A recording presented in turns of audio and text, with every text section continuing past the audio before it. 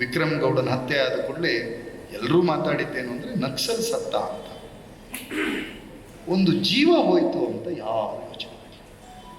ನಮ್ಮ ಸಮಸ್ಯೆ ಇರೋದಿಲ್ಲ. ಅವನ ನಕ್ಸಲ್ ಸತ್ತ, ಒಂದು ಜೀವ ಹೋಯಿತು ಅಂತ ಯಾಕೆ ನಾವು ಯೋಚನೆ ಮಾಡಲಿಲ್ಲ? ಅದೊಂದು ಯಾವುದೋ ತಂದೆ ತಾಯಿ ಮಗ, ಯಾರೋ ಅಣ್ಣ ತಮ್ಮನಿಗೆ ಸಹೋದರನಾಗಿದ್ದವನು ಯೋಚನೆ ಮಾಡಬೇಕಿತ್ತು.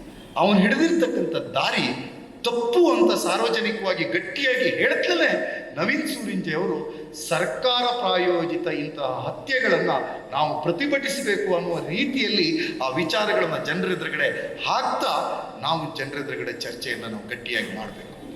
ಯಾವತ್ತೂ ಸಹಿತ ನಕ್ಸಲ್ ದಾರಿ ಸರಿಯಲ್ಲ ಅನ್ನುವಂಥ ಸ್ಪಷ್ಟತೆ, ಸಂವಿಧಾನೇತರವಾದಂಥ ಯಾವುದೇ ಹೋರಾಟಗಳು ಸಹಿತ ಭಾರತದಲ್ಲಿ ಒಳ್ಳೆಯದಲ್ಲ ಅನ್ನುವಂಥದ್ದನ್ನು ಹೇಳ್ತಲೇ, ಆದರೆ ಅಂಥ ಸಾವುಗಳು ಮಲೆನಾಡಲ್ಲಿ ಸಂಭವಿಸಬಾರ್ದು ಎನ್ನುವಂಥ ಕಾಳಜಿಗಳು ನಮ್ಮೆಲ್ಲರ ಜೊತೆ ಇರ್ತಕ್ಕಂಥದ್ದು ಮನುಷ್ಯನನ್ನು ಪ್ರೀತಿ ಮಾಡತಕ್ಕಂಥ ಸಮಾಜದ ಲಕ್ಷಣ ಅನ್ನುವಂಥದ್ದನ್ನು ನಾನು ಈ ಸಂದರ್ಭದಲ್ಲಿ ಹೇಳ್ತಾ ನನ್ನ ಮಾತನ್ನು ಮುಗಿಸ್ತೇನೆ. ಧನ್ಯವಾದಗಳು.